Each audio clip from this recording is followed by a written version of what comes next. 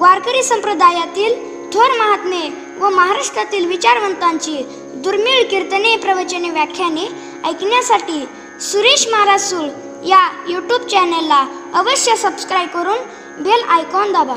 सच्चिदानंद रूपाय विश्वोत्पत्त्यादि Hathaway तापत्रय विनाशाय श्रीकृष्णाय वयं नमः.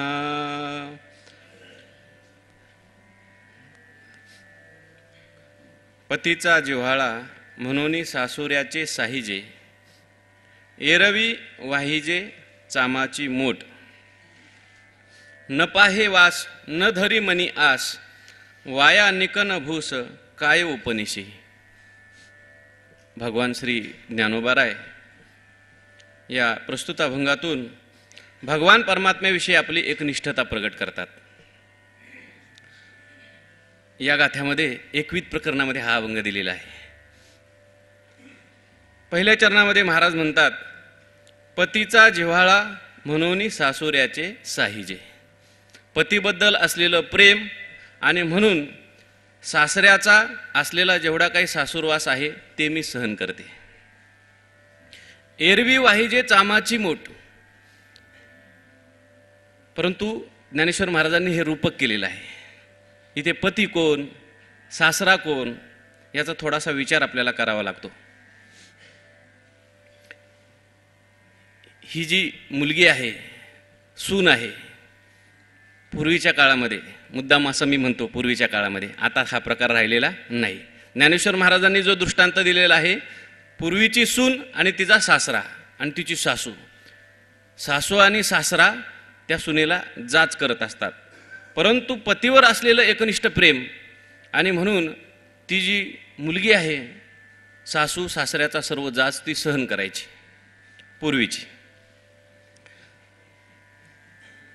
कण्व ऋषींनी त्या शकुंतलेला उपदेश करत असताना असा उपदेश केलेला आहे. शकुंतलेचा विवाह झाला आणि ज्यावेळेस ती जायला लागली त्यावेळेस कण्व ऋषी तिला सांगतात, हे बघ शकुंतले, आता तू तुझ्या पतीच्या घरी निघाली, पतीच्या घरी गेल्यानंतर राहायचं कसं. तेव्हा त्यांनी उदाहरण दिलंय, देवपूजेमध्ये आपण भगवान परमात्म्याची पूजा करत असतो आणि देवपूजा करत असताना भगवंताची पूजा मुख्य आहे. परंतु ही पूजा करत असताना भगवंताच्या पूजेच्या अगोदर काही पूजा कराव्या लागतात. भगवान परमात्म्याच्या पूजेमध्ये आपण उपयोगात आणणारा जो घंटी आहे तिची पूजा करावी लागते, शंखाची पूजा करावी लागते आणि मग प्रोक्षण केलेली, त्यांची पूजा केलेली जी काही द्रव्ये आहेत ही भगवंताच्या पूजेकरता वापरायची. ज्याप्रमाणे भगवंताची पूजा करण्याकरता अगोदर घंटीची पूजा करायची, तेव्हा कण्व ऋषी उपदेश करतात, घंटीप्रमाणे तुझी ननंद आहे, पतीची पूजा तुला करायची, परंतु तिच्या अगोदर तिची सुद्धा पूजा कर, म्हणजे तिच्यावर सुद्धा प्रेम कर. शंखासारखा तुझा सासरा असेल, परंतु त्याची सुद्धा तुला अगोदर पूजा करावी लागेल. कारण आपलं उद्दिष्ट आहे तस्मिन सुखे सुखित्वम. नारद महर्षींनी असं सूत्र लिहिलंय भक्तिशास्त्रामध्ये. आणि म्हणून भगवान परमात्म्याच्या सुखाकरता इतर सर्वांचं सहन करायचं. श्रीमद भागवतामध्ये असं वर्णन आलेलं आहे, भगवान परमात्मा मथुरेला गेले, कंसवध केला आणि मथुरेतून परत गोकुळात आले नाही. नंद बाबा जेव्हा परत गोकुळामध्ये आले तेव्हा यशोदा माता विचारू लागली, तुम्ही गोकुळात परत येत असताना तुमचे प्राण राहिले तरी कसे. माझा प्राणप्रिय असलेला परमात्मा त्याला तुम्ही गोकुळामध्ये मथुरेमध्ये सोडलं आणि परत तुम्ही इथे आलेला आहात, तुम्ही आलातच कसे. तेव्हा नंदबाबांनी उत्तर दिलं, खरं तर भगवान परमात्म्याला त्या ठिकाणी सोडून परत येताना माझे प्राण राहिलेच नसते, पण मी प्राण का ठेवले, तस्मिन सुखे सुखितून. माझे जर प्राण गेले असते तर त्या भगवान परमात्म्याला किती दुःख झालं असतं. त्याला दुःख होऊ नये म्हणून मी माझे प्राण ठेवलेले आहेत. म्हणून भगवान परमात्म्याकरता इतर सर्वांचं सहन करायचं. आता हे झालं रूपक. याच्यातून सिद्धांत असा घ्यायचा, सासरा कोण आणि हा पती कोण. पती म्हणजे भगवान परमात्मा, जो सर्वांचा आत्मा आहे. असा असलेला भगवान परमात्मा, त्याची भक्ती करण्याकरता साधू संत संसार स्वीकारतात. संसार हा सासरा आहे. संसार म्हणजे जन्माला येणं हा संसारच आहे. वास्तविक पाहता जन्माला येणं चांगलं नाही, वाईट आहे. जन्माला आल्यानंतर दुःखच दुःख आहे. परंतु पतीचा जिव्हाळा म्हणून सासुऱ्याचे साहिजे, त्या भगवान परमात्म्याविषयी असलेलं अनन्य प्रेम. आणि म्हणून संसारामध्ये असलेला किती जरी दुःख असलं, हो, गर्भवासी दुःख नाही येता जाता, किंवा तुका म्हणे गर्भवासी सुखे घालावे आम्हाशी. या संसारामध्ये असलेला इतर सर्व त्रास साधू संत म्हणतात, घेईन मी जन्म याजसाठी देवा, तुझी चरण सेवा साधाव्या. केवळ पतीविषयी असलेलं प्रेम, परमात्म्याविषयी असलेलं प्रेम म्हणून इतर त्रास सर्व सहन करायला तयार आहे. काही लोकांनी, स्वामींनी असं लिहिलेलं आहे, महात्मा गांधींना प्रश्न विचारला, का हो म्हणे, ज्या प्रभू रामचंद्रांची तुम्ही पूजा करता, ज्या प्रभू रामचंद्रांना तुम्ही पूज्य मानता, तो प्रभू रामचंद्र अन्यायी होता. एवढी मोठी साध्वी पतिव्रता श्री सीतामाता, परंतु एका धोब्याचं ऐकलं आणि त्या सीतामातेचा त्याग केला. मग तुम्ही रामाला न्यायी म्हणणार का अन्यायी म्हणणार? तेव्हा महात्मा गांधींनी असं उत्तर दिलं, हे मला विचारण्यापेक्षा तुम्ही सीतेला जाऊन विचारा, सीतेचं त्यांच्याबद्दल काय मत आहे. जरी भगवान प्रभू रामचंद्रांनी त्यांचा त्याग केलेला होता, तरी सुद्धा सीतामातेला भगवान परमात्म्याविषयी किंचितही अनादर वाटत नव्हता. उलट त्यांची श्रद्धा भगवंताच्या विषयी जास्त वाढली. काय माझा भगवान परमात्मा आहे, किती त्यागी माझा भगवान परमात्मा आहे. अशा प्रकारे, कारण तस्मिन सुखे सुखित्वम, त्यांना ज्याच्यामध्ये सुख वाटतं त्याच्यामध्येच आपलं सुख. आणि म्हणून पतीचा जिव्हाळा म्हणून सासऱ्याचे साहिजे. म्हणूनच या ठिकाणी साधू संत जन्म घेतात भगवान परमात्म्याची भक्ती करण्याकरता, भगवान परमात्म्याचं अनुसंधान करण्याकरता. एरवी वाहिजे चामाची मोठ. आणि एरवी हा जो जन्म आहे, जन्माला आल्यानंतर जर भगवंताची भक्ती नसेल, भगवंताचं चिंतन नसेल, तर ही चामाची मोठ, म्हणजे हे शरीर म्हणजे एक चांबड्याची मोठच आहे. ही चांबड्याची मोठ त्या ठिकाणी धारण करण्यासारखं आहे, विनाकारण हिचा भार वागवण्यासारखा आहे. या देहाला येऊन जर मनुष्य भगवत भक्ती करत नसेल, भगवंताचं चिंतन करत नसेल, तर विनाकारण ही चामाची मोठ वागवायची कशा करता? ऋषभदेवांनी आपल्या मुलांना उपदेश केलेला आहे, त्याच्यामध्ये फार सुंदर उपदेश केलेला आहे. मुलांना आणि संपूर्ण प्रजेला समोर बसून ऋषभदेव उपदेश करतात. नाहम देहो देह भाजाम न लोके, काष्टान कामान अर्हते विडभुजामी, तपो दिव्यम पुत्रकायेन सत्वम, शुद्धेद ह्यस्मात् ब्रह्मसौख्यम त्वनंतम. अरे मुलांनो, नायम देहो देह भाजाम न लोके. हा आपल्याला मनुष्यजन्म जो प्राप्त झालेला आहे, हा केवळ विषय उपभोग भोगण्याकरता नाही. या देहामध्ये तुम्हाला तपश्चर्या करता येते, पुरुषार्थ करता येतो आणि भगवान परमात्म्याची प्राप्ती करून घेता येते. आणि म्हणून वैकुंठाशी गुरुवरे मामासाहेब एक सॉक्रेटिसचं वाक्य सांगायचे, it is better to be a Socrates dissatisfied than to be a pig satisfied. म्हणजे संतुष्ट डुक्कर होऊन राहण्यापेक्षा असंतुष्ट मानव होऊन राहिलेलं चांगलं आहे. म्हणजे हा जो देह प्राप्त झालेला आहे, केवळ एखाद्या विडवराहदी तुल्यत्वम माकांक्षी तत्वविद भवान त्याच्याकरता नाही. या देहामध्ये काही तपश्चर्या करता येते, या देहामध्ये काही चिंतन करता येतं. आणि म्हणून भगवान परमात्म्याकरता आम्ही हा देह धारण केलेला आहे. नाहीतर ही एरवी चामाची मूठ आहे, ही कशाकरता आम्ही धारण करायची बरं, असं दुसऱ्या चरणात सांगितलं. आणि म्हणून आता न पाहे वास न धरी मनी आस, वाया निक न भूस काय उपनिशी. आम्ही आता दुसऱ्या कशाची इच्छा करणार नाही, आशा ठेवणार नाही, काही प्राप्त व्हावं असंही आम्हाला वाटत नाही. कारण बाकीचे जे पदार्थ आहेत हे कसे आहेत, वाया निक न भूस काय उपनिशी, त्याच्यामध्ये कण नाही, फक्त भूसाच आहे. हे विषयांचं जे सुख आहे, हे बाकीचे जे विषय आहेत हे सगळे मिथ्या आहेत, त्याच्यामध्ये काही भूशासारखं काहीच नाही. फलकट तो संसार, येथे सार भगवंत. म्हणून आम्ही आता फक्त सार घेणार आणि पतीचा जिव्हाळा. आणि म्हणून ते सार घेण्याकरता आम्हाला बाकीचा कितीतरी त्रास झाला तरी त्या ठिकाणी चालेल.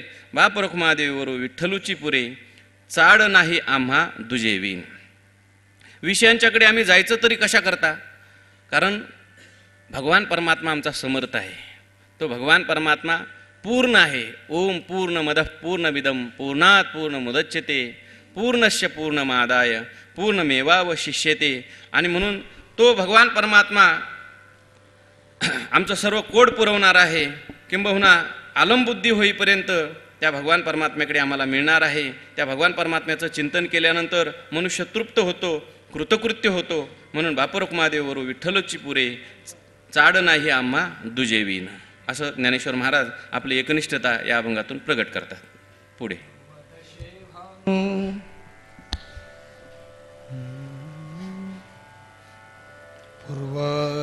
पूर्व दिशे भानू उगवला नळणी, कमळनी कमळू विकास केला.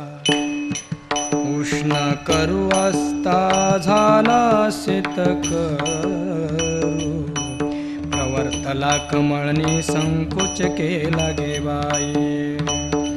पडियंते मानसी बहु असे, असे दुरते जवळशी वसेया. दोलक्षी सोमंबरी त्याचे गुण उमटते सागरे, अवसे काळाही नुदिसे अंधारी. तैसा समंदुये शरीर रया, पडियंते बहुचरी, अशी दुरीते जवळच वसेरया. मानसी बहु वसे,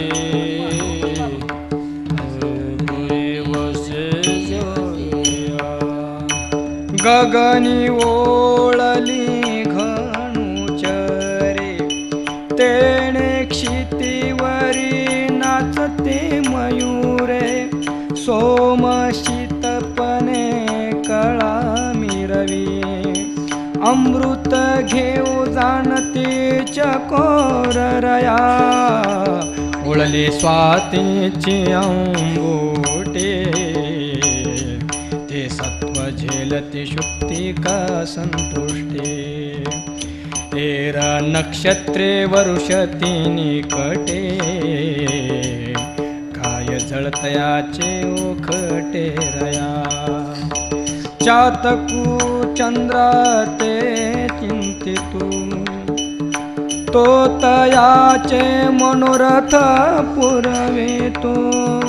बापर खुमा देवी वरू विठ्ठलू, तो मी सदा से हृदयी ध्यातू, हृदयी ध्यातू रया. मानसी बहु वसे, पडियंते मानसी बहु वसे, पडियंते मानसी वसे, दुरीते जवळ वसेरया.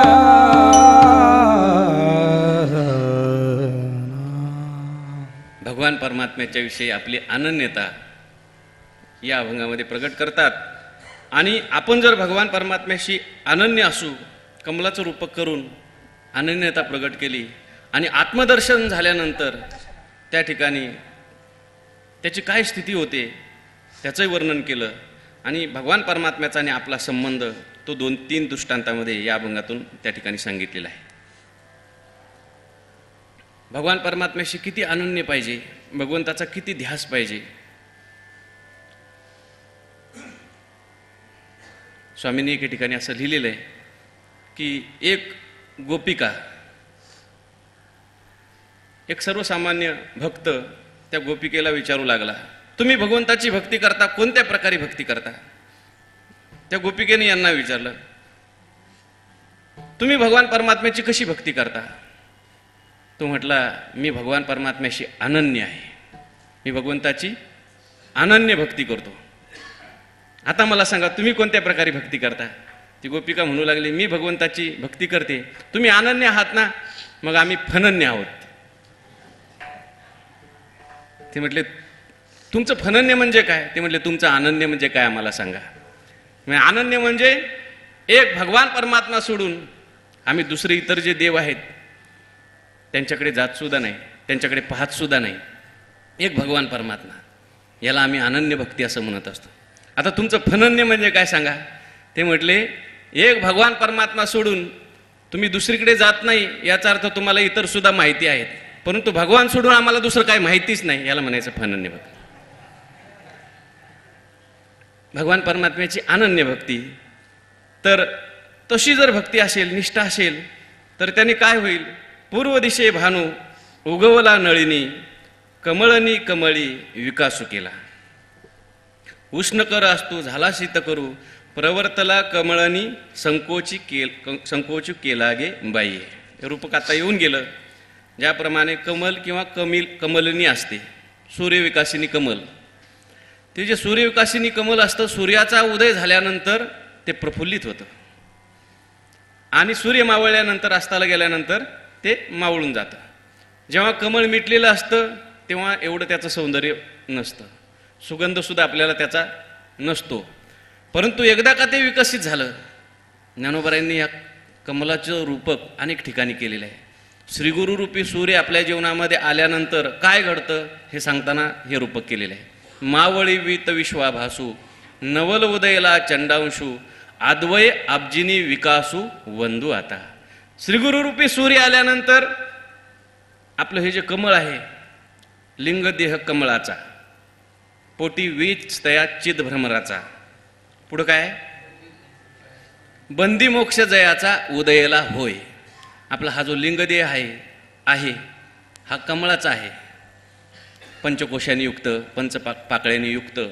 आणि या कमळामध्ये त्या ठिकाणी चिदभ्रमर आहे, आत्मा. परंतु या कमळाचा जर विकास झाला नाही, हे मिटलेलं कमळ आहे, त्याचं सौंदर्यही नाही, त्याचा सुगंधही नाही, आणि आतमध्ये चिदभ्रमर अडकलेला आहे. एखादा हत्ती येईल आणि त्या कमळाला नष्ट करून टाकेल. चिदभ्रमर नष्ट होणार नाही, परंतु तो चिदभ्रमर प्रगट व्हावा, सुगंध प्रगट व्हावा, ते कमळ प्रफुल्लित व्हावं, याकरता श्रीगुरुरूपी सूर्य यावा लागतो. त्याप्रमाणे ज्ञानेश्वर महाराज इथे वर्णन करतात, पूर्व दिशे भानू उगवला नळिनी कमळिनी कमळी विकासू केला. सूर्य उगवल्याबरोबर कमलाचा विकास झाला. त्याप्रमाणे आमच्या अंतःकरणामध्ये हा ज्ञानरूपी सूर्य प्रगट झाला आणि म्हणून आमचा हा जो जीवरूपी असलेला जो कमळ आहे हे सुद्धा आता प्रफुल्लित झालेला आहे. याचा सुगंध सर्वत्र दरवळत आहे. हे कमळ त्या सूर्याशी अनन्य असतं आणि अनन्य असल्यामुळेच सूर्य उगवल्याबरोबर ते कमळ प्रफुल्लित होत असतं. उष्ण करू असतो झाला शीत करू, प्रवर्तला कमळनी संकोची केला गे बाई. आता चंद्र जरी उगवलेला असेल पण तरी सुद्धा ते कमळ त्या ठिकाणी प्रफुल्लित होत नाही, त्याला सूर्यच पाहिजे. त्याप्रमाणे ज्या भगवान परमात्म्याची आम्ही आराधना करतो, उपासना करतो, तो भगवान परमात्मा, तो ज्ञानसूर्य, तो आमच्या जीवनामध्ये प्रगट झाल्याबरोबरच हे मनोरूपी कमळ आमचं प्रफुल्लित झालं. पडियंते मानसी बहु असे, असे ते दुरी जवळीच वशे रहा. मग तो भगवान परमात्मा ज्याचा आम्हाला ध्यास होता, तो सर्व सुख असलेला, आनंदरूप असलेला, आम्हाला खूप तो आवडतो. सर्वांना सुख आवडतं, सर्वांना आनंद आवडतो, तोच परमात्मा, त्याचा आम्हाला ध्यास होता आणि म्हणून आम्ही त्याला नेहमी शोधत होतो. परंतु जसजसं आम्ही त्याला शोधायचं तसतसं तो आमच्यापासून दूरच जात होता. आम्ही खूप त्याला शोधलं परंतु आम्हाला अजून प्राप्त झाला नव्हता. परंतु आता हा ज्ञानरूपी सूर्य आमच्या अंतःकरणामध्ये प्रगट झाल्यामुळे तो भगवान परमात्मा, त्याचं अपरोक्ष दर्शन आम्हाला झालं आणि पाहिलं आम्ही, असे ते दुरी ते जवळीच वशे रहा. जे दूर आम्ही समजत होतो तो दूर नसून तो कुठे आहे? आमच्या जवळच आहे. किती जवळ आहे? इंद्रियानि परान्याहु रेंद्रियभ्यो परम मनाहा, मनसस्तु परा बुद्धी यो बुद्धे परसस्तु सहा. तो इतका आमच्या जवळ आहे की त्यांच्या मानाने आमचं शरीर ही खूप लांब आहे. शरीर जे आहे आपल्यापासून खूप लांब आहे. सुषुप्तीमध्ये, स्वप्नामध्ये हे शरीर लांब राहतं आणि आपण मात्र त्याच्यापासून दूर असतो. इंद्रियही त्याच्यापासून दूर आहेत. कारण एखादं इंद्रिय जर निकामी झालं, इंद्रिय नसलं तरी तो आपल्याला सोडून जात नाही. इंद्रिय सोडून जातात आपल्याला, शरीर सोडून जातं आपल्याला. सुषुप्तीमध्ये शरीर सोडून जातं आपल्याला, आपण वेगळे राहतो, सूक्ष्म शरीरात राहत असतो. म्हणून इंद्रिय, शरीर किंबहुना मन, बुद्धी यांच्यापेक्षा तो मला जवळ आहे. किती जवळ आहे? किती जवळ आहे? जवळ नाही, तो माझं स्वरूपच आहे, तो मीच आहे, माझ्यापासून तो, आणि इतका जवळ आहे की त्यामुळे मी त्याला पाहू शकत नाही, कारण ते माझं स्वरूपच आहे. इतका तो माझ्या जवळ आहे. जवळीच वशेरया. मग ठीक आहे, तुमचा आणि त्यांचा संबंध काय? या शरीराचा आणि त्याचा काय संबंध आहे? तो संबंध पुढच्या चरणामध्ये सांगतात. दो लक्षी सोम अंबरी, त्याचे गुण उमटती सागरी, आवसे कळा हिनू एरू दिसे अंधारी, तैसा संबंधू ये शरीरी रया. त्या भगवान परमात्म्याचा, त्या आत्म्याचा, त्याचा विकास झाल्यामुळे तुम्हाला आनंद होतो. मग तो शरीरामध्ये काय आनंद निर्माण करतो का? आनंद हा त्याचा काय गुण आहे का? तो विकारी आहे का? काय संबंध आहे त्याचा आणि तुमचा? संयोग संबंध आहे, समवाय संबंध आहे, तादात्म्य संबंध आहे, समवेत समवाय संबंध आहे. नेमका त्याचा आणि तुमचा संबंध काय? हा संबंध सांगण्याकरता दृष्टांत किती छान दिलाय बा ज्ञानेश्वर महाराजांनी. दो लक्षी सोमांबरी, सोम म्हणजे चंद्र, आणि चंद्र जो आहे हा अंबरामध्ये म्हणजे आकाशामध्ये आहे. 2 लक्षी असं लिहिलेलं आहे. 2 लक्ष योजन घ्यायचं का? 2 लक्ष किलोमीटर घ्यायचं? ज्ञानेश्वर महाराजांनी लिहून ठेवलंय गणित की चंद्र इथून किती लांब आहे आपल्यापासून. 2 लक्ष योजन घेतलं तरी चालेल. आता विज्ञानातलं गणित आपल्याला माहिती नाही, परंतु ज्ञानेश्वर महाराज इतका दूर तो चंद्र आकाशामध्ये आहे आणि समुद्र कुठे? खाली इथे. पण तो चंद्र परिपूर्ण झाला, त्याचे गुण उमटती सागरी, त्या चंद्राचे गुण या सागरात उमटतात. तुम्ही म्हणाल कसे? आवसे कळा हेनू येर दिसे अंधारी, तैसा संबंधू ये शरीरी. हा जो चंद्र आहे हा परिपूर्ण झाला पौर्णिमेला की समुद्राला भरती येते, आणि तो चंद्र आहे अमावस्येच्या वेळेस कळाहीन झाला की समुद्राला ओहोटी येते. कवी कल्पना अशी आहे, काही इतिहास असा सांगितला जातो, चंद्र हा समुद्राचा मुलगा आहे, समुद्रातून निघालेला आहे चंद्रमा, आणि म्हणून हा आकाशामध्ये परिपूर्ण झाला की समुद्राला आनंद होतो, त्याची छाती फुगून जाते आणि भरती येते. आणि तो कळाहीन झाला की समुद्राला असं वाटतं माझा मुलगा कृश झाला, माझा मुलगा कृश झाला, म्हणून समुद्रसुद्धा संकोचला जातो. पण तो चंद्र कुठे, समुद्र कुठे, यांचा काही संबंध आहे का? पण तरीसुद्धा केवळ सत्ता मात्राने त्या समुद्राच्या दिसण्याने इकडे यायला भरती आणि ओठी यायला सुरुवात होते. त्याप्रमाणे आत्म्याचा आणि या शरीराचा, शरीर आहे अनात्मा आणि आत्मा आहे आत्मा. शरीर आहे जड, आत्मा आहे चैतन्य. शरीर आहे विषय, आत्मा आहे विषयी. आत्मा आहे आस्मत प्रत्यय शरीर आहे युष्मत प्रत्यय आणि मग यांचा संबंध होणं कसं काय शक्य आहे? जसं आचार्यांनी भाषामध्ये म्हटलेलं आहे, युष्मद अस्मत प्रत्यय गोचरयो हो विषय विषयिनो हो तम प्रकाशवत विरुद्ध स्वभावयो हो इतरेतर भावानुपपत्तौ सिद्धायाम तद्धर्मानामपि सुतराम इतरेतर भाव अनुपपत्ती. आत्मा जड, अनात्मा जड आहे म्हणजे शरीर जड आहे, आत्मा आहे चित्स्वरूप. शरीर आहे परिच्छिन्न, आत्मा आहे व्यापक.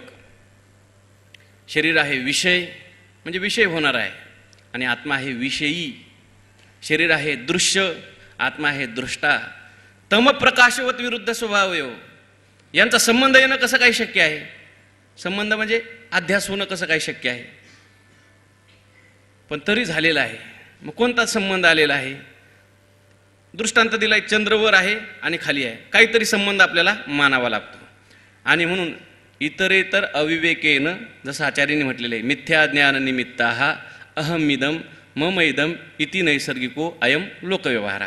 त्याप्रमाणे यांचा दोघांचा आध्यासिक तादात्म्य संबंध मानला आहे की नाही? आणि म्हणून तो आध्यासिक तादात्म्य संबंध, काही संबंध नाही पण तरीसुद्धा हे शरीर चालताना दिसतंय, बोलताना दिसतंय, आत्म्याचा आणि शरीराचा संबंध होणं शक्य नाही. मग संबंध काय आहे? अध्यस्त पदार्थाचा आणि अधिष्ठानाचा जसा संबंध असतो तो संबंध आहे. आपल्याला सर्प दिसतोय, चालल्यासारखा दिसतोय, विषारी आहे असं वाटतंय, पण त्याला जी असलेली जी सत्ता आहे, आत्मा त्याच्यामध्ये काय दोरी त्याच्यामध्ये काय करते का सर्पामध्ये? नाही. परंतु या शरीरामध्ये असलेला जो आत्मा आहे, आत्म्याच्या सत्तेशिवाय काही होत नाही. आध्यात्मिक तादात्म्य संबंध आपण मानलेला आहे.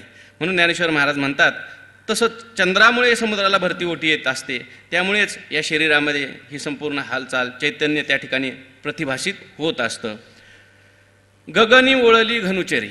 आता पुढचे जे दृष्टांत आहेत ते थोडेसे अनन्यतेचे दृष्टांत दिलेले आहेत. गगनी ओळली घनुचरे. गगनी म्हणजे आकाशात, ओळली म्हणजे आली, घनुचरे, घनु म्हणजे ढग, चरण करणारे म्हणजे फिरणारे जे ढग आहेत ना ते आले.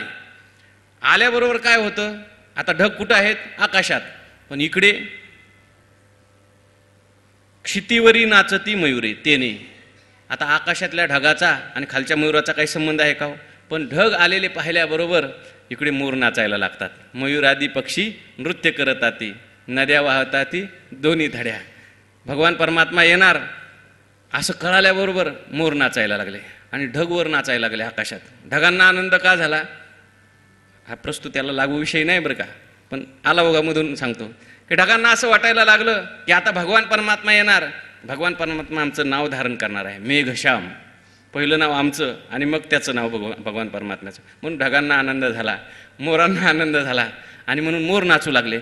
मोराचा आणि ढगाचा संबंध आहे. तुका म्हणे मेघ नाचवी मयुरी, लपविता खरे येत नाही. मेघान त्या मोरांच्या अंतःकरणामध्ये असलेला जो आनंद आहे त्या ढगांच्यामुळे अभिव्यक्त होत असतो. तसा परमात्मा प्रगट झाला अंतःकरणामध्ये, मग मात्र तो आनंद सुद्धा लपवता येत नाही. तो आनंद सर्व इंद्रियांच्या द्वारा अभिव्यक्त होत असतो. जैशी कमळकळिका झालेपणे हृदयीच्या मकरंदाते राखो नेने, दे राया रंका पारणे आमोदाचे. त्याप्रमाणे तो लगेच सुगंध बाहेर पडत असतो. सोमशीतपणे कळा मिरवी. पण ज्ञानेश्वर महाराज म्हणतात, पहा भगवान परमात्म्याशी आपण जर तसे अनन्य असू, ढग आणि मयूर ते दोघे एकमेकाशी अनन्य आहेत, त्याप्रमाणे भगवंत अशी अनन्य असेल त्यालाच हा आनंद मिळेल. सोमशीतपणे कळा मिरवी, अमृत घेऊ जाणती चकोर रया. आता सोम म्हणजे चंद्र. चंद्र हा अमृताचा वर्षाव करत असतो. कोजागिरी पौर्णिमेच्या दिवशी विशेष अमृताचा वर्षाव होतो. परंतु आपल्याला ते अमृत घेता येतं का हो? नाही. मग तो अमृत कोण घेतो? अमृत घेऊ जाणती चकोर रया. अधिकारी पुरुष जो आहे तोच भगवान परमात्म्याचं ते अमृत घेईल. भगवान परमात्मा मेघवृष्टीने उपदेश करतोय, आनंदाची बरसात करतोय. आनंदाचा सागरच आपल्या अंतःकरणामध्ये आहे, पण सगळ्यांच्याच अंतःकरणामध्ये अभिव्यक्त होतो का? श्रीमद भागवतामध्ये 7व्या स्कंदाच्या सुरुवातीला परीक्षितीने प्रश्न विचारला शुकाचार्यांना. प्रश्न असा आहे, समप्रिय सुहृद ब्रह्मन भूतानां भगवान स्वयं इंद्रस्यार्थे कथम दैत्यान अवधित विषमो यथा. तुम्ही असं म्हणता भगवान परमात्मा सम आहे, निर्दोषम ही समम ब्रह्म, पण मला तर असं वाटतं हा भगवान परमात्मा सम नाही, तो विषम आहे. समप्रिय सुहृद ब्रह्मन भूतानां भगवान स्वयं असं असताना इंद्रस्य अर्थे कथम दैत्यान अवधित विषमो यथा. एखादा विषम पुरुष असावा त्याप्रमाणे इंद्राची बाजू घेतो आणि त्या व्रत्रासुराला मारतो, भक्तांची बाजू घेतो, भक्ता राखे पायापाशी आणि दुर्जनाची संवारी, त्याला तुम्ही समान कसं म्हणता?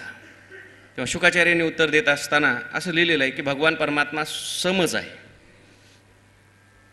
भगवान परमात्मा दैत्यांना सुद्धा मारून त्यांचा उद्धारच करतो. त्याच्याकरता दृष्टांत दिले स्वामींनी. सूर्य आहे आणि सूर्याच्या समोर 2 आरसे ठेवले. एक आरसा मलिन झालेला आहे आणि एक आरसा स्वच्छ झालेला आहे. तर कोणत्या आरशामध्ये प्रतिबिंब पडेल? स्वच्छ आरशामध्ये. मग स्वच्छ आरशाने त्या सूर्याला आपल्या बाजूने करून घेतलं. मग सूर्य पक्षपाती झाला का? पक्षपाती सूर्य नाही. सूर्य किरण द्यायला तयार आहे, प्रतिबिंब द्यायला तयार आहे, पण घेणारा पाहिजे ना. त्या आरशाने सूर्याला आपल्या बाजूने पक्षपाती करून घेतलं. कल्पवृक्ष आहे. कल्पवृक्ष जो खाली येईल त्याला फळ देतो, पण तुम्ही जर कल्पवृक्षाखाली गेलेच नाही तर जो जाईल मग तुम्ही म्हणाल नाही नाही हा कल्पवृक्ष पक्षपाती आहे. अरे बाबा, जो कोणी जाईल त्याला कल्पवृक्ष हा फळ देणार आहे. तुम्ही गेले नाहीत त्याला आम्ही काय करणार? तुम्ही तुमचं अंतःकरण शुद्ध केलं नाही, तुम्ही त्या ठिकाणी श्रवण केलं नाही, मनन केलं नाही, निधिध्यासन केलं नाही, आणि मग तुम्हाला भगवान परमात्मा तुमच्या अंतःकरणात कसा अभिव्यक्त होईल? तुम्हाला तत्व साक्षात्कार कसा होईल? भगवान परमात्मा विषम नाही. जशी ज्याची उपाधी असेल, एकच वीज जेव्हा फॅनमधून येत असते तेव्हा ती थंड आहे, हीटरमधून येत असते तेव्हा ती गरम आहे. म्हणजे भाजण्याचंही काम करते आणि थंड करण्याचं काम करते. वीज थंड आहे का गरम आहे? हो, वीज काहीच नाही. जशी ज्याची असेल उपाधी त्याप्रमाणे ती अभिव्यक्त होत असते. त्याप्रमाणे भगवान परमात्मा समरूपाने सर्व हृदयामध्ये स्थित आहे. ज्ञानोबा यांनी ओवी लिहिली बरं का, तैसा अज्ञानाशी दुःख सुख तो सज्ञानाशी, हे असो स्वातीचे उदक, शुक्ती मोती व्याळी वीख, तैसा मी अज्ञानाशी दुःख आणि सुख तो सज्ञानाशी. जशी ज्याची उपाधी असेल. आणि म्हणून या ठिकाणी सांगतात, ओळली स्वातीचे अंबुटे, ते तत्व झेलती शुक्तिका संपुष्टे, एर नक्षत्रे वरुषती निकटे, काय जळतयाचे ओखटे रया. आता हा थोडा व्यतिरेकी दृष्टांत आहे. अगोदरचे दृष्टांत अधिकारी सांगण्याकरता आहेत, पण हा दृष्टांत जो आहे की पाणी तर पडतंय सगळं, शुक्तिका जी आहे ती सुद्धा मोती बनवण्याकरता तयार आहे, पण पाणी जे पडायचं ते मात्र स्वातीचंच पडलं पाहिजे. इतर पाणी काही वाईट आहे का? पण स्वाती नक्षत्राच्या पाण्यामध्ये अशी ताकद आहे की ते पाणी जर शुक्तिकेमध्ये म्हणजे शिंपल्यामध्ये जर पडलं तर त्याचा मोती होतो. आणि म्हणून त्याला जे आवश्यक आहे तेच पाणी पडलं पाहिजे. तसा मला जो भगवान परमात्मा त्या ठिकाणी इष्ट आहे, त्या भगवान परमात्म्याचं चिंतन घडावं, अशी अनन्यता इथून ज्ञानोबारायांनी प्रगट केली. चातकू चंद्राते चिंततू, तो तयाचे मनोरथ पुरवितू, बाप रखुमादेव विठ्ठलू, तो मी सदा असे हृदय ध्यातुरया. चातक चंद्राची वाट पाहत असतो, त्याचा ध्यास घेत असतो, आणि म्हणून चंद्र त्याचं मनोरथ पूर्ण करून टाकतो. त्याप्रमाणे ज्ञानोबाराय म्हणतात, बाप रखुमादेव विठ्ठलू, तो मी सदा असे हृदय ध्यातुरया. तो भगवान परमात्मा, त्याचं मी सतत ध्यान करतो, आणि म्हणून तो मला प्रेम देतो, तो मला त्या ठिकाणी आनंद देतो. याच्यामध्ये परस्पर देण्या घेण्याचा व्यवहार आहे. आपलं पात्र शुद्ध असेल तर तो भगवान परमात्मा वर्षाव करील. पुढे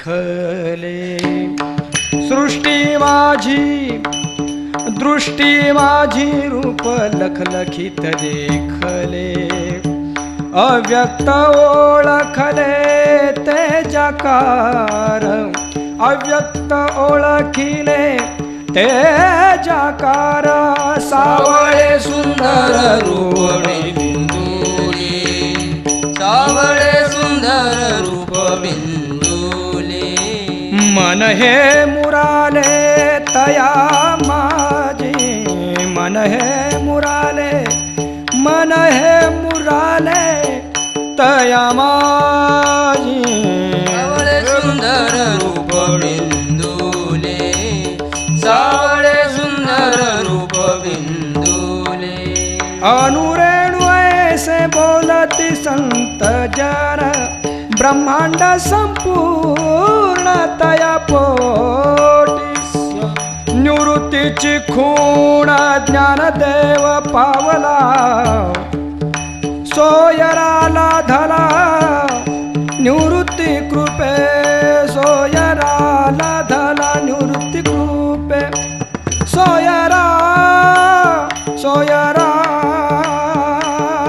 धला निवृत्ती कृपे.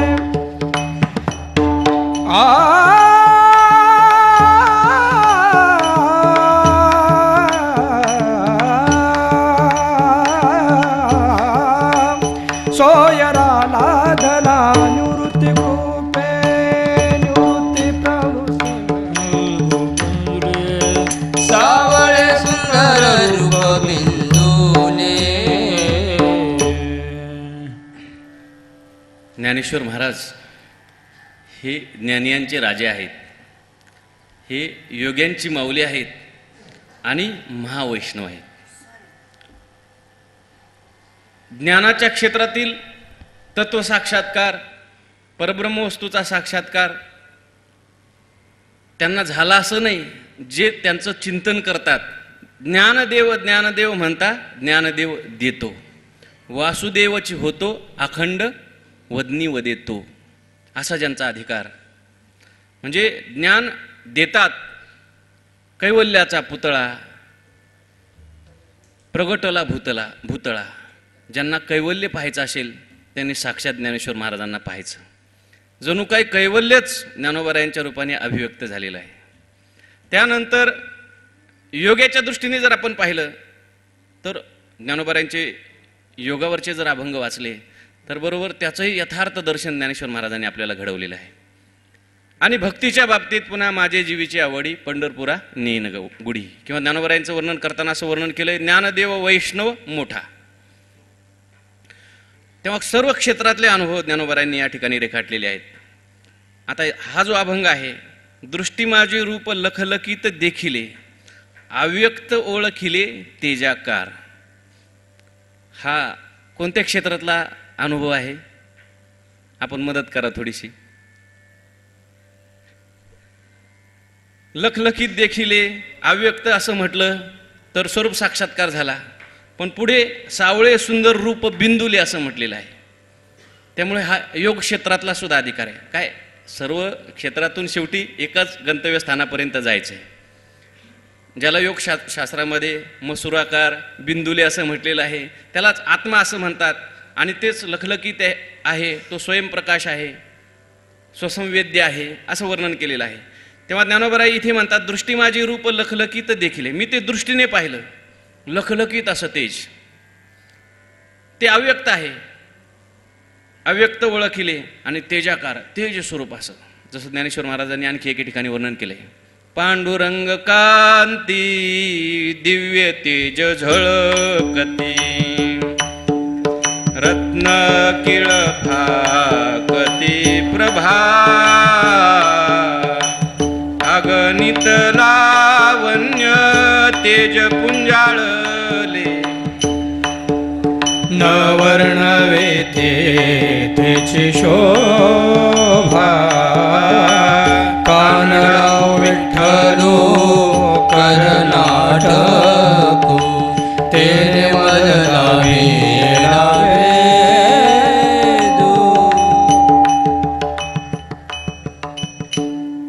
इथे भगवान परमात्म्याचं वर्णन केलं. आणि भगवान परमात्म्याचं वर्णन केल्यानंतर पुढे भगवान परमात्म्याच्या सगुण रूपाचं वर्णन करून भगवान परमात्म्याचं जे नित्य स्वरूप आहे, निर्विकार स्वरूप आहे, दृष्टीचा बाप रखमादेवरू हृदयीचा जाणुनी अनुभव सौरसू केला, दृष्टीचा डोळा पाहू मी गेली तो भीतरी पालटू झाला. तो माझ्या हृदयीचा आहे असं जाणून हा दृष्टीचा डोळा आहे, म्हणजे दृष्टीचाही असलेला डोळा म्हणजे आत्मा, तोच परमात्मा आहे, ज्याने सर्व जाणलं जातं. असा असलेला माझा आत्मा, त्याला मी जाणायला गेले तो भीतरी पालटू झाला, म्हणजे मी शिल्लक राहिली नाही. आणि जिकडे तिकडे तो भगवान परमात्माच त्या ठिकाणी मला त्याचा अनुभव येऊ लागला असं वर्णन केलंय. त्याचप्रमाणे इथे म्हणतात अव्यक्त ओळखिले तेजाकार, तेजाकार असं अव्यक्त स्वरूप मला दिसलं. मग कसं होतं ते? सावळे सुंदर रूप बिंदुले, सावळा आहे, सुंदर आहे आणि बिंदू रूपाने मला त्याचं दर्शन झालं. पण त्याही ठिकाणी मन हे मुराले तया माझी, त्या ठिकाणी माझं मन मुरालं, म्हणजे मन त्या ठिकाणी लीन झालं. कारण ते बिंदूला आहे, दिसायला जरी ते बिंदूला असलं तरी ते केवळ बिंदू स्वरूप नाही, कारण मन त्याशिवाय त्या ठिकाणी मुरणार नाही. मन हे व्यापकाच्या ठिकाणी स्थिर होत असतं. आणि म्हणून मनाचं अधिष्ठान असलेलं ते बिंदूला आहे आणि म्हणून त्या ठिकाणी मन स्थिर झालं, मुरालं. ते कसं आहे? अनुरेणू ऐसे बोलती संतजन ब्रह्मांड संपूर्ण तया पोटी.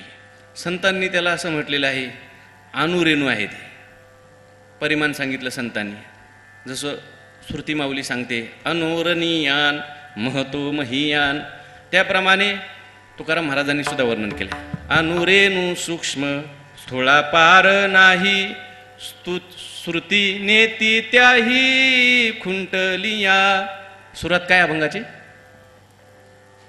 अनुरेणू सूक्ष्म स्थूळा पार नाही. कदम माऊली नाही आले का? तेव्हा अणुहून अणु ते आहे त्या, परंतु केवळ अणूच नाही, ते जी वस्तू जेवढी सूक्ष्म असते ती तेवढी व्यापक असते. उदाहरणार्थ आपण पंचमहाभूतांचा विचार करतो. पृथ्वी, आप, तेज, वायू आणि आकाश. पृथ्वी जी आहे ही स्थूल आहे, म्हणजे इतर पंचमहाभूतांच्या मानाने. पृथ्वीपेक्षा व्यापक कोण आहे? जल आहे, आप आहे. म्हणून पहा, पृथ्वी किती आहे आणि जल किती आहे. आपली पृथ्वी किती आहे? 30%. आणि पृथ्वीच्या भोवती जो सागर आहे तो 70% आहे. पृथ्वीपेक्षा जल व्यापक आहे आणि जलापेक्षाही तेज व्यापक आहे, कारण जलाचा लय तेजामध्ये होत असतो. तेजापेक्षाही वायू व्यापक आहे आणि वायूपेक्षाही आकाश व्यापक आहे. म्हणून आकाश सर्वात सूक्ष्म सांगितलं. आणि आकाशाहीपेक्षा प्रकृती माया व्यापक आहे आणि तिच्यापेक्षा भगवान परमात्मा व्यापक आहे आणि म्हणून तो सर्वात सूक्ष्म आहे. जी वस्तू जेवढी व्यापक सूक्ष्म ती तेवढी व्यापक असते. आणि म्हणून भगवान परमात्मा अनुरेणू ऐसे बोलती संतजन, पण इतका व्यापक आहे की ब्रह्मांड संपूर्ण तयापोटी. संपूर्ण ब्रह्मांड भगवान परमात्म्याने म्हटलेलं आहे ना, हे संपूर्ण ब्रह्मांड माझ्या एका अंशावर आहे, असा तो भगवान परमात्मा आहे. एकांशेन स्थितो जगत. संपूर्ण ब्रह्मांड अनंत ब्रह्मांडे एका रोमायसी धेंडे असं वर्णन केलेलं आहे. असं ते रूप आहे. म्हणजे तो भगवान परमात्मा रेणू नाही तर तो व्यापक आहे असं ज्ञानेश्वर महाराज म्हणतात. परंतु ही जी खून आहे, हे जे वर्म आहे, केवळ योगाच्या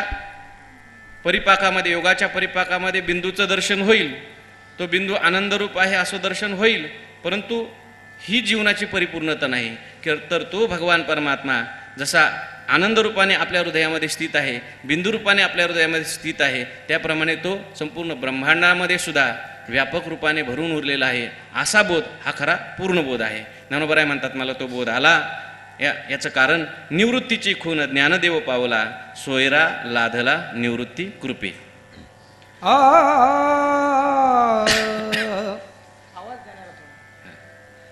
खून म्हणजे वर्म सांगितलं निवृत्तीनाथ महाराजांनी.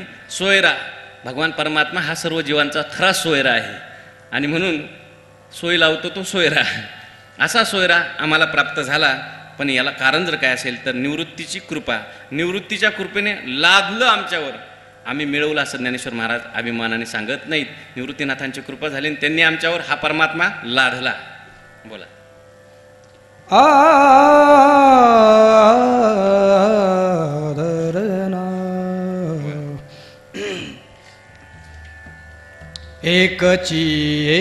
एकची मी बननागविले घर, एकची मी बननागविले घर, नाही तरी संसार ब्रह्मरूप, नाही तरी संसार ब्रह्मरूप, प्रवृत्ती निवृत्ती दोन्ही मोळ नाही, प्रवृत्ती निवृत्ती ब्रह्मता, ते एक त्यागता काय आहे वाणी, कैवल्याची धनी तोची होय, जन्म मृत्यू भोग भोगण्या लागे, टाकून या संगी राही बापा, ज्ञान म्हणे ज्ञानदेव, मग होशी मुक्त नव्हे जिया सक्त सर्वथैव, प्रवृत्ती निवृत्ती दोन्ही मूळ नाही, प्रवृत्ती निवृत्ती दोन्ही मूळ नाही, कल्पने पायी भ्रमताते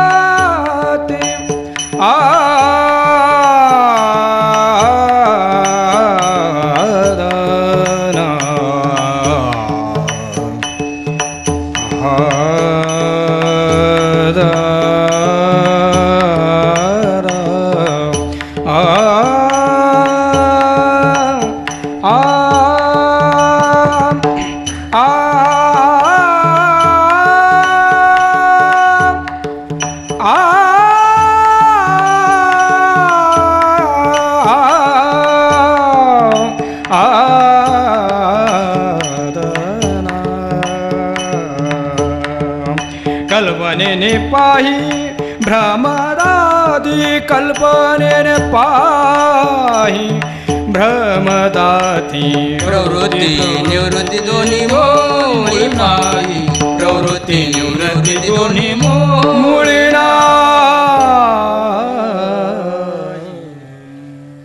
शुद्ध आत्मस्वरूपाच्या ठिकाणी अज्ञान किंवा कल्पना आणि त्या अज्ञानाचं कार्य असलेला देहाभिमान हा जीवाला कसा दुःख भोगायला लावतो आणि हा देहाभिमान गेल्यानंतर त्याचं कारण असलेली कल्पना गेल्यानंतर हा जीव स्वतः सिद्ध मुक्तच आहे याचं वर्णन ज्ञानेश्वर महाराजांनी या अभंगातून केलेलं आहे.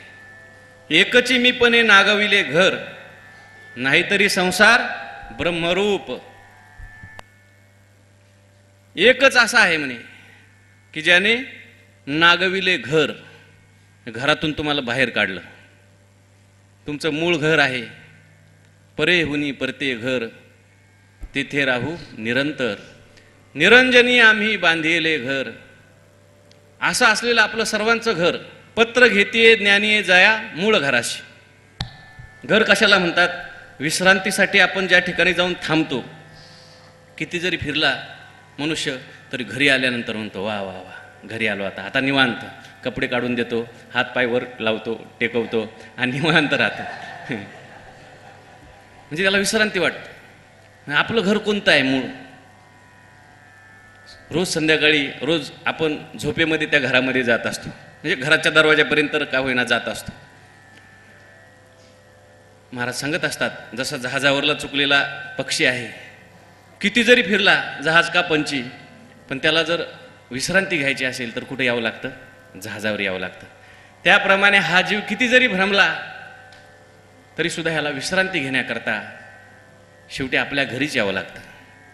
घरापासून बाहेर गेला का दुःख आलंच समजायचं. पण एक असा आहे की तो तुम्हाला तुमच्या घरातून बाहेर काढतो. एकच मीपणे नागविले घर. आणि तो जर कोण असेल तर तुमचा मीपणा आहे, देहाभिमान आहे. देहाभिमान गलिते विज्ञाते परमात्मनी यत्र यत्र मनोयाती तत्र तत्र समाधया. काल मला पूर्वार्ध आठवत नव्हता. तेव्हा हा जो मीपणा आहे, हा जो अहंकार आहे, हा आपल्याला आपल्या मूळ घरातून बाहेर काढतो. पण हा कार्यरूप आहे.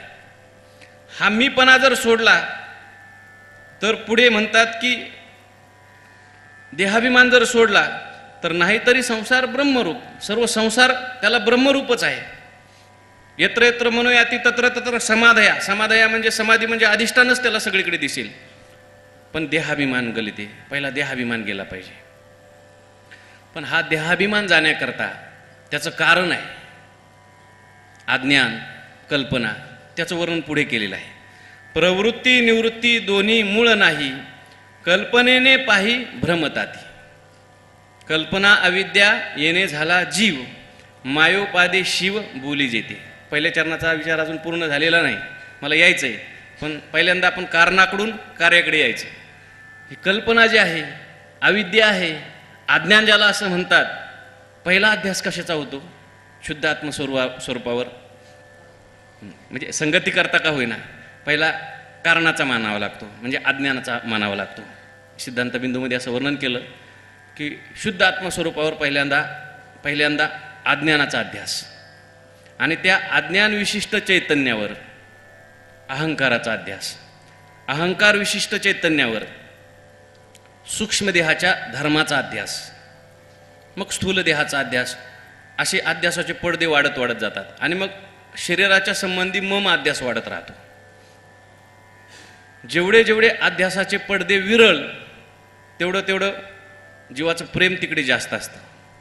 म्हणजे इतरांच्या पेक्षा शरीरप्रिय, शरीरापेक्षा इंद्रियप्रिय, इंद्रियापेक्षा त्या ठिकाणी मनप्रिय आणि मनापेक्षा आपण प्रिय, बुद्धिप्रिय, बुद्धीपेक्षा आपण प्रिय. तेव्हा पहिला जो अध्यास आहे हा अज्ञानाचा अध्यास. कल्पनेने भ्रमताती. वास्तविक पाहता प्रवृत्ती निवृत्ती दोन्ही मुळी नाही. मूळ स्वरूपाच्या ठिकाणी प्रवृत्ती आहे का, निवृत्ती आहे का? न निरोधो न च उत्पत्ती न बद्धो न च साधका न मुमुक्षु नवय मुक्ता इत्येषा परमार्थता असं म्हटलेलं आहे. शुद्ध आत्मस्वरूपाच्या ठिकाणी प्रवृत्ती नाही, निवृत्ती नाही, परंतु कल्पना निर्माण झाली. ज्ञानोबरायांनी 9व्या अध्यायामध्ये मया ततमिदं सर्वं जगदव्यक्त मूर्तीना, तिथे अन्वय व्यतिरेकाचा विचार केलेला आहे. तिथे या कल्पनेच्या ओव्या अशा बऱ्याचशा लिहिलेल्या आहेत. तैशी आपुल्या कल्पना अखंडी गमती भूते, कल्पनेने पाही भ्रमताती. वाया मन हे नाव एरवी कल्पनाची सावेव जयाचे नि संगे जीव दशा वस्तूला जीव दशा प्राप्त होते कल्पनेमुळे. आणि मग तिचं कार्य पुढे वाढतं अहंकार, आणि अहंकाराचा विस्तार होतो मग ममाध्यासामध्ये. तेव्हा ज्ञानोबरायांनी याचं वर्णन केलंय पहा. उद्धरेद आत्मनात्मानम, त्याच्यानंतरचा श्लोक. बंधुरात्मा मनस्तस्य येन आत्मैव आत्मना जिता, तो त्याचा बंधू आहे. आपणच आपले बंधू आणि आपणच आपले शत्रू. तिथे ज्ञानेश्वर महाराजांनी एक ओवी लिहिली. मनोनी आपण पेया घात कीजे तो असे धनंजया, चित्त देवोनी नाथलिया देहाभिमान. आणि म्हणून तो श्लोक झाल्याबरोबर पहिलीच ओवी लिहिली. म्हणून विचारुनी अहंकार सांडीजे, मग अस्तीच वस्तू होईजे, तरी आपुली स्वस्ती सहजे आपण केली. अहंकार म्हणजे काय, अहंकाराचं स्वरूप काय, अहंकारामुळे त्रास काय, आणि अहंकाराच्या निवृत्तीचा उपाय काय, हे सगळं सांगितलं ज्ञानेश्वर महाराजांनी. हा जो अहंकार आहे, हा अहंकार निर्माण कुठे होतो ते सांगितले 13व्या अध्यायामध्ये. किंबहुना काष्टी वन्ही जेवी किरीटी, तैसा प्रकृतीच्या पोटी गौप्य जो असे. प्रकृतीचं कार्य आहे ना, अज्ञानाचं कार्य आहे. आणि मग ते पाचाही गाठी पडे ते देहाकारू घडे, ते नाचवी चहूकडे अहंकारोग, असं म्हटलेलं आहे. कधी कधी अहंकाराला भूत असं सुद्धा म्हटलेलं आहे. हे बहुता एका अवांतरो, अहंकाराचा भूत संचारो, म्हणून झाला म्हणून पडला विसरू आत्मबोधाचा. या अहंकाराचं भूत निर्माण झालं, अभिमानाचं भूत निर्माण झालं, आणि म्हणून मनुष्याला अभिमान त्या ठिकाणी आत्मस्वरूपाचा विसर पडतो. आणि मग हा देहाभिमान घेतो. स्थूल देहाचा अभिमान, सूक्ष्म देहाचा अभिमान, कारण देहाचा अभिमान, आणि देहाच्या संबंधी लोकांचा अभिमान, रूपाचा अभिमान, गुणाचा अभिमान. स्वामीजींच्या शब्दात सांगू का, आदमी अपना हीनपणा छिपाने के लिए उसपे बड़प्पन थोपता है. त्यांनी असं म्हटलं, कभी त्याग का बड़प्पन, कभी विद्वत्ता का बड़प्पन, कभी ज्ञान का बड़प्पन, अपना हीनपणा छुपाने के लिए. मी आत्मा आहे, मी ब्रह्म आहे असं त्याला माहिती नाही. स्वतःला दुर्बळ समजतो, आणि दुर्बळ समजल्यामुळे त्याच्यावर बडप्पन थोपतो म्हणजे कधी त्यागाचा अभिमान घेतो, कधी वैराग्याचा अभिमान घेतो, कधी ज्ञानाचा अभिमान घेतो, कधी ऐश्वर्याचा अभिमान घेतो, कधी धनाचा म्हणजे मोठं होण्याचा प्रयत्न करतो. अरे तू मोठाच आहेस ना, कशाकरता तू बडप्पन वरून थोपतोस? तुझ्या अंतकरणामध्ये असलेला हीनपणा झाकण्याकरता तू बाहेरून हे उदार घेतो, असं त्यांनी त्या ठिकाणी लिहिलंय. म्हणून हा जो देहाभिमान आहे, हा आता ह्याची हानी काय हो? असता तर काय झालं असतं, पुढे सांगितलेलं आहे. ते एक त्यागिता काय आहे वाणी, कैवल्याचा धनी तोची होय. त्या अहंकाराचा जर त्याग केला तर मनुष्य कैवल्याचा धनीच आहे. तो कैवल्य स्वरूपच आहे, तो मोक्षरूपच आहे, तो ब्रह्मरूपच आहे, पण देहाहंकाराचा त्याग होत नाही. आणि म्हणूनच जीवाला जन्म मृत्यू भोग भोगणे या लागी, टाकोनिया संगी राहे बापा. स्थूल देहाचा अभिमान घेतल्यामुळे जन्ममरण भोगावं लागतं. स्थूल देह जन्ममरण कशाला आहे? स्थूल देहाला आहे का सूक्ष्म देहाला आहे? मरण आपण जे लौकिक ह्याच्यामध्ये मरण मानतो ते स्थूल देहाचं मरण आहे. स्थूल देह मी आहे असं म्हणतो, म्हणून त्याला जन्ममरणाचं दुःख भोगावं लागतं. सूक्ष्म देहाचा अभिमान घेतल्यामुळे काम, क्रोध, मद, मत्सर, दंभ, अहंकार, सुख, दुःख, द्वेष या सर्वाचं दुःख त्याला भोगावं लागतं, कारण सूक्ष्म देहाचा अभिमान घेतला. अज्ञानाचं दुःख कारण देहाचाही त्या ठिकाणी अभिमान आहे, म्हणून भोगावं लागतं. आणि म्हणून याचा जर जन्म मृत्यू भोग भोगणे या लागी, टाकोनिया संगी राही बापा. याचा जर संग टाकला, पण याचा संग कसा टाकायचा? विचारोनी अहंकार सांडीचे. जोपर्यंत तुम्ही इतर कोणतंही साधन कराल त्यावेळेस असं आहे, मला अभिमान नाही याचा सुद्धा माणसाला अभिमान होतो. त्यांनी असं म्हटलेलं आहे इंग्रजीमध्ये, कॅपिटल आय, तो असा आय काढून दाखवलेला आहे. तो आय तुम्ही उलटा जर टाकला तरी तसाच राहतो, त्याच्यामध्ये बदल होत नाही. इतर जे अक्षर आहेत म्हणजे स्मॉल लेटर्स ज्याला आपण म्हणतो, ती उलटी टाकल्यानंतर त्याचा मूळ मिनिंग आहे ते राहणार नाही. पण आय असा आहे, उलटा टाका का सुलटा टाका, लौकिकात असा का परमार्थात असा, हा आय असा आहे की तो मनुष्याला त्रास दिल्याशिवाय राहत नाही. फक्त तो रूपांतरित होत असतो, वेश वेगळा घेत असतो. त्यांनी चिन्मय मिशनच्या मासिकामध्ये असं लिहिलं आहे, you have no problems, you yourself is a problem. म्हणजे तुम्हाला प्रॉब्लेम आहेत, मला हा प्रॉब्लेम आहे, मला हे कष्ट आहेत, मला ते कष्ट आहेत, असं नाही. तुमचा मी हाच तुम्हाला कष्टकर आहे. आणि त्याचा जर त्याग केला तर निश्चितच त्या ठिकाणी तुम्ही कैवल्याचे धनी व्हाल, मोक्षाचे धनी व्हाल.